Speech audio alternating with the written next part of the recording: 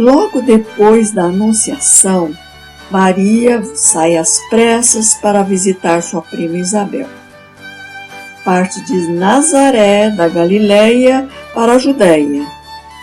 Pronta e disponível, transbordante da graça de Deus, Maria, solidária, não quer reter esta graça para si. Vai partilhar com sua parenta, de idade avançada, que está grávida e naturalmente necessita de cuidados. A graça do Espírito Santo não permite demoras. O agir de Maria é uma consequência de sua obediência às palavras do anjo, mas, sem dúvida, unidas à caridade.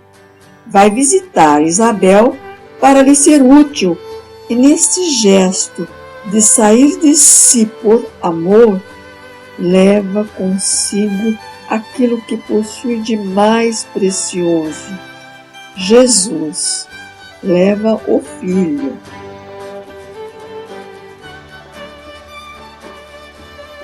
E aí Maria caminha ao sopro do Espírito Santo, por montanhas da Judéia, por um caminho penoso e solitário. Ela é impulsionada pelo Verbo que traz em seu seio, mas esse divino fardo, longe de atrasá-la, a eleva, a faz voar, a transporta para o alto das montanhas. Com uma alegria expansiva, ela se apressa para levar a boa nova a Isabel.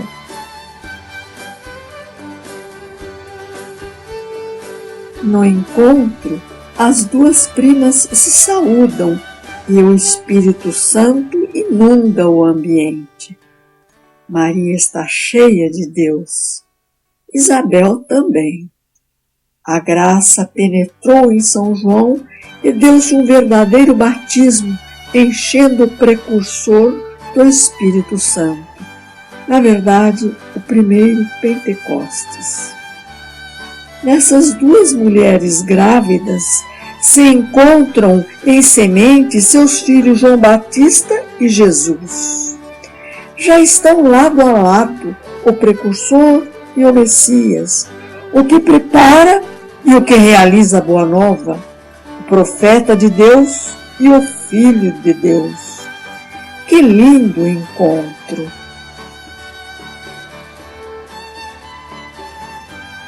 Tomada pelo Espírito Santo, Isabel proclama: Bendita és tu entre as mulheres, e bendito é o fruto do teu ventre. Ela louva Maria com essa expressão que era usada nas escrituras judaicas quando falavam da participação de mulheres especiais na luta do povo de Deus. Maria então é colocada dentro da história das mulheres fortes do povo de Israel que contribuíram para mudar a sorte da sua nação. Quando Isabel usa a expressão bendito é o fruto do teu ventre, ela se refere à fé de Maria que a tornou fértil de corpo e alma. Por causa de sua adesão a Deus, de seu compromisso com o projeto divino, Maria realiza a bênção da fertilidade prometida ao povo de Deus, conforme lemos em Deuteronômio. Interessante quando observamos que Santa Isabel poderia ter formulado o louvor que fez a Maria numa ordem diferente. Bendito é o fruto do teu ventre, bendita és tu entre as mulheres. Mas não, ela primeiro elogiou Nossa Senhora. Por isso se diz que o melhor modo de se chegar a Deus é pela Virgem Santíssima, sua mãe. A Jesus por Maria. Quem está cheio do Espírito Santo apreende com facilidade esta verdade.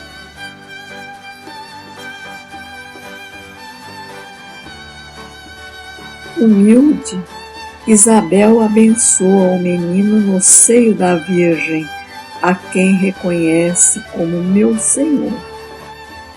Declara que a jovem virgem é bem-aventurada, confirmando as palavras do anjo na Anunciação, e reconhece a vocação de Maria, que foi chamada a ser mãe do Messias, o Salvador. Mas Maria não é bem-aventurada só por ser a mãe biológica de Jesus. A jovem virgem de Nazaré não visita a família de Zacarias e Isabel apenas para levar o menino Deus, mas também para viver plenamente sua missão de serva do Senhor, de servir no amor. Mas será que a interpretação tradicional da viagem de Maria seria só caridade solícita? De fato, Maria pode ter ido à Judéia movida pelo desejo de tornar-se útil à sua parenta. Naquele tempo era normal que as mulheres grávidas fossem ajudadas por outras mulheres, mas em geral por mulheres maduras e de grande experiência. Portanto, não se vê por que Isabel deveria precisar da ajuda de uma mocinha que, além de vir de outra região, não sabia nada a respeito de gravidez e de parto. Mas ao lado dessa conotação totalmente humana, vem o lado transcendente, em que a luz do Espírito Santo fez brotar e irradiar alegria e humildade em Isabel. Como posso merecer que a mãe do meu Senhor me venha me visitar? Também é bem provável que Maria tenha ido à procura de Isabel, movida pelo desejo de aprofundar, mediante o diálogo, o conhecimento da revelação que tinha recebido, ou seja, para confirmar e ser confirmada na fé. Aquela sua fé que ainda estava em processo de amadurecimento.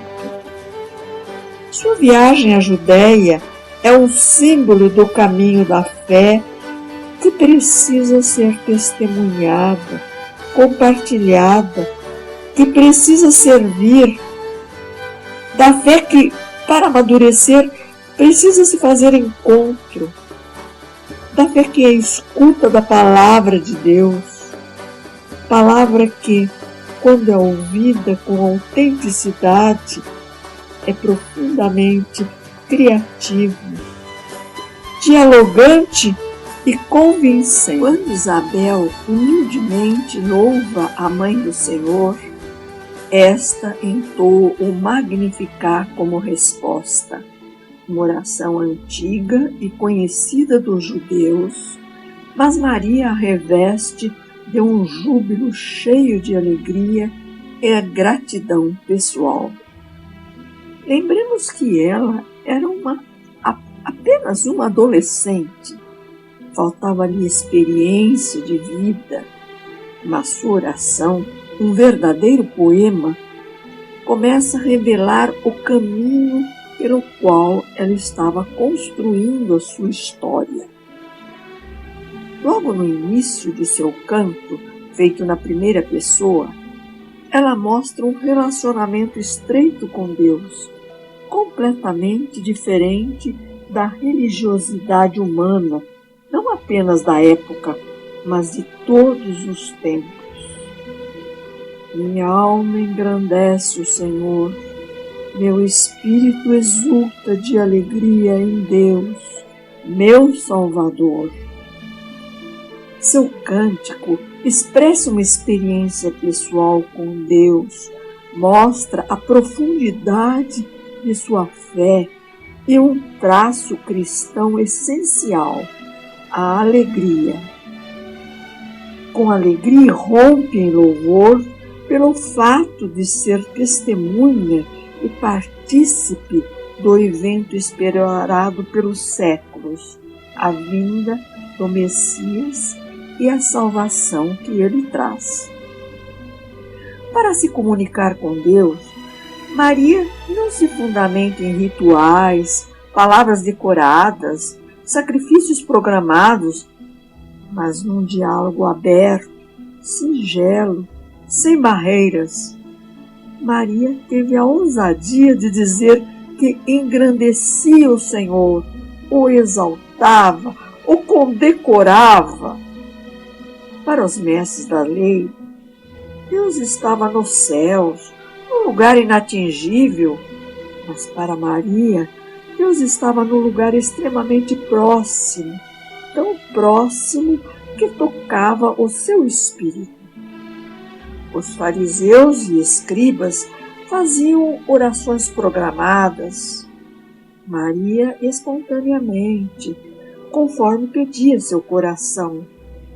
Exultante de alegria, orou, demonstrando uma relação de amizade com Deus, pois antes de o anjo aparecer e anunciar o nascimento do menino Jesus, Deus já havia tocado o seu ser. Somente isso explica o fato de que o seu pensamento não apenas exaltava Deus em sua mente, mas seu espírito o exultava. Maria não só servia a Deus na sua humildade, mas ela vivia Deus.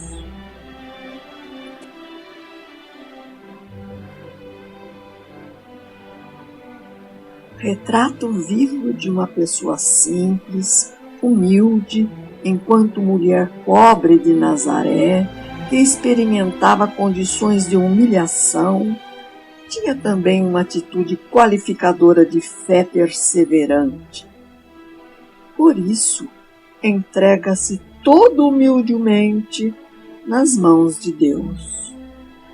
Porque ele olhou a humildade de sua serva, e desde agora e para sempre me considerarão bem-aventurada, pois o poderoso me fez grandes coisas.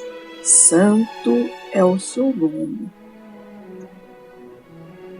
Maria tinha consciência de sua grandeza e reconhecia-se como uma mulher especial, agraciada por Deus. Ela não disse que apenas a geração de seu tempo a valorizaria, mas todas as demais gerações a exaltaria como bendita entre as mulheres. Para ela, tudo seria dom de Deus, e toda bem-aventurança deveria retornar para ele, num gesto de reverência e ação de graças. Maria recebeu a maior premiação de todos os tempos e estava cônscia disso. Colocou-se não apenas como serva, mas como a mais humilde das servas, serva de todas as gerações. E quando tomou consciência de sua grandeza, diminuiu-se espontaneamente. Portanto, o Magnificat, embora carregado de expressões do Antigo Testamento, nos apresenta Maria hoje como serva escolhida do Senhor, na pobreza que a deixa totalmente livre.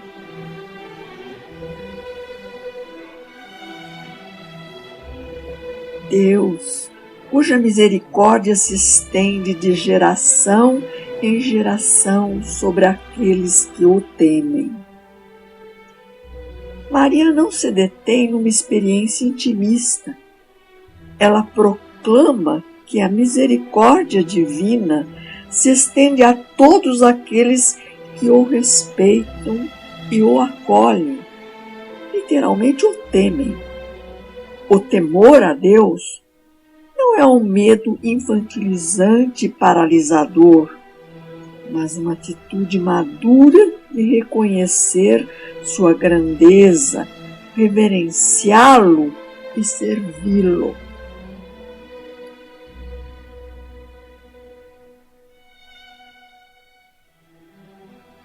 Ela canta ainda os feitos de Deus na história de seu povo, do Deus que socorre o seu povo. Com seu braço agiu valorosamente, dispersou os que no coração têm pensamentos soberbos, derrubou dos seus tronos os poderosos. Ela dá concretude ao seu Deus. Quando declara que Deus intervém com toda a força de seu braço, está convicta de que Deus não é alienado ao sofrimento humano. Ele ouve, vê e atua efetivamente com seu braço protetor e misericordioso. Entendemos com isso que a divindade intervém, toma iniciativa, dispersa os que têm planos orgulhosos no coração, pensamentos soberbos que estão cheios de si mesmo, com certezas demais. Sim, Deus os dispersa, mostrando-lhes suas limitações e a fragilidade de suas pretensões. Deste modo, Maria proclama Deus agindo na história como Salvador, poderoso, misericordioso, santo, um Deus do bem e da justiça.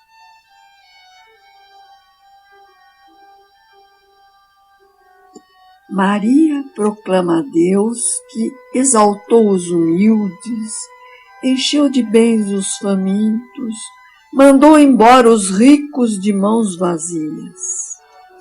Portanto, um Deus que refaz seu projeto salvífico a partir dos fracos e dos humildes, pede superação das atitudes de onipotência, soberba, autossuficiência e exploração dos outros seres humanos.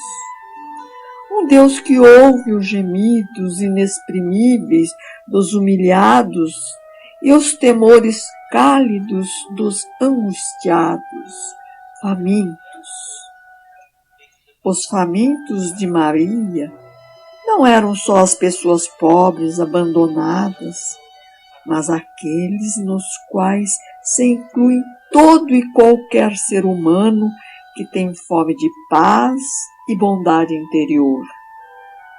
Para Maria, o Deus Todo-Poderoso leva em alta conta esses famintos que têm ardentes necessidades vitais do Deus interior para a sua sobrevivência. Que consciência social e divina a de Maria! Os humildes serão exaltados em tempos oportunos, enquanto os poderosos serão derrubados de seu trono. Os que pisam e oprimem perderão seu domínio, não se sustentarão. Os que se acham grandes são despedidos de mãos vazias, mas os que enxergam a sua insignificância se enchem de bens enviados pelo Senhor.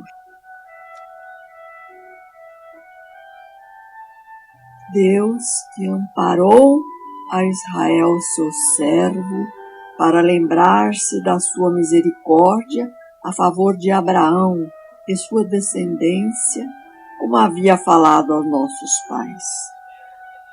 Confirma-se então Magnificat, um texto repleto de ressonância do Antigo Testamento, onde se faz memória das ações de Deus pelos pobres, lágrimas dos pobres de Israel, com todas as humilhações infligidas pelos ricos.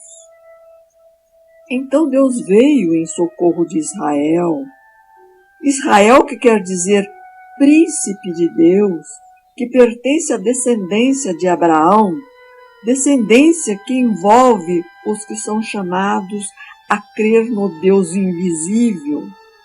Portanto, extrapola o povo judeu, atinge toda a humanidade. E agora Magnificat, um poema que Maria, com toda a fé, endereça a todo o povo em forma de hino e de louvor ao Deus que faz maravilhas. Magnificat, canto do combate de Deus travado na história humana. Combate pela instauração de um mundo de relações igualitárias, de respeito profundo por cada ser, ser no qual habita a divindade. O contexto social da época de Maria apontava para uma realidade complexa de pobreza socioeconômica, dominação romana, opressão, agitações, espera ardente de libertação pelo Messias que haveria de vir. Por isso que, hoje, redescobrir o cântico de Maria, redescobrir o Magnificat, é revelar na nossa sociedade, e em especial no nosso continente, o Deus que dispersa os soberbos de coração, derruba os poderosos de seu trono e exalta os humildes. Com seu autêntico hino de libertação, anunciando a instauração dos tempos messiânicos, Maria, cantando, se revela ainda hoje presença atenta ao sofrimento de seu povo.